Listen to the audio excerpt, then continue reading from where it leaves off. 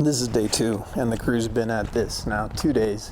They've got everything ready to go as far as excavation goes, and the driveway's been formed out, and we're getting the rest of the reinforcement down today.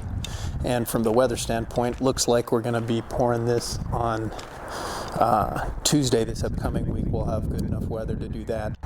Okay, so here the crews come in and reinforced everything, all of the forms with number 4 reinforcement bar, and it's been set about every 18 inches roughly on center.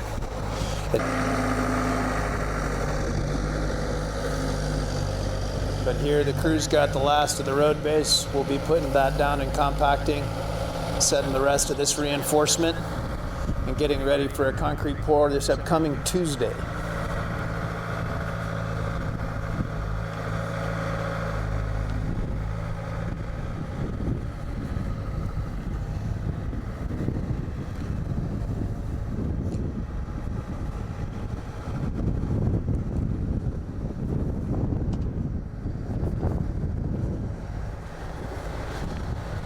So we'll be coming back here on Tuesday morning, getting ready to set the reinforcement up on adobes and set the grid, get the pump set up, and as well as the truck, and get pouring this concrete.